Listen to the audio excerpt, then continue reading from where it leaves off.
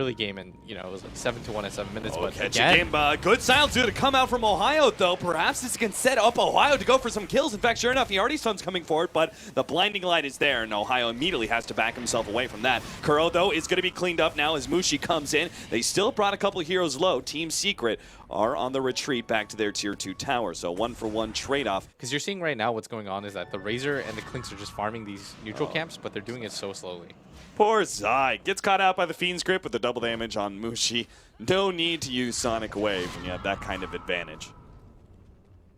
You know it's a free kill if the Queen of Pain with Aghanim Scepter isn't willing to blow Sonic Wave for it. Yeah, she's like, I really don't have to go. I mean, it's got a low enough cooldown, but she's like, I just really don't want to use the mana, and I may find another kill in the next 30 seconds, and sure enough, that's exactly what happens. Godlike spree already from Mushi at 17 minutes as he finds another pickoff, this time on Kuro. Even like a mid-game item being had by him just yet. Fnatic making an invasion into the jungle, are going to grab Zai immediately. He will be the first one out. Tombstone was laid down as well, so Team Secret need to try and get away from this one. Puppey couldn't even complete his TP out.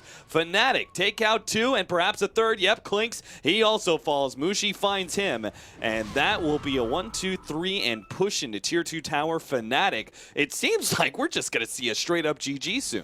Mistakes of your opponents, but it's still better than what's happening right now. Arteezy gonna be hit by that Fiend's Grip. Mushi pops the ultimate. Arteezy will walk away with just the slightest bit of HP left. Mushi still has a blink, though. Will catch Arteezy in the end. The dust fades, but unfortunately he's too low. It's just an annoying hero to play against. Like once there's 4 staffs in the game and stuff like that, you can use the blinding light and just like triple mana off, but oh, we go. Mushi gets a 3-man Sonic Wave. The Snowball manages to save the Keeper of the Light for the time being, but it only provides a slight moratorium in his death. Yeah, they're just, at this point, they don't really care. Like, I think even without the Roshan, it's just absolutely securing it in S4.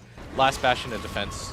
Yeah, he tries to back himself away, but he just rums himself to death with the Rupture on top. Gyrocopter secures that last hit. Kuro running forward straight into the Tombstone. Doesn't really care. Fnatic, though, very much focused on objective gaming. They've taken out the mid lane Arax and immediately slide on up to the top lane, not wanting to give Team Secret any room to be able to make a comeback. So now has a Desolator ready to go, but the Tier 3 tower is about to fall. Another blast gets laid out and does bring at least KYX wide low. He still has that Aegis. Good to go, though. Zai going to be slowed down, actually forced to snowball there because he didn't want to get hit by the silence. S4 now come to the foray, the ultimate. And the pushback there is able to get the Gyrocopter down. S4 comes forward. They managed to clean up one already. S4 drops quite low, but they can't pursue him out. Fnatic are still healthy as a full 5-man crew and are able to finish up that melee at Rax. Yeah, the good play there, being able to Glimmer back himself away. KYXY is going to respond, though. He's got his BKB, turns and fights the rest of the team. Good snowball out. Zai's just trying to get them away from that call down area, but Mushi cleans him up with a huge Sonic Wave. GG. Team Secret are done with this game. Incredibly one-sided win for Team Fnatic. Even more one-sided than our first game that went to Team Secret.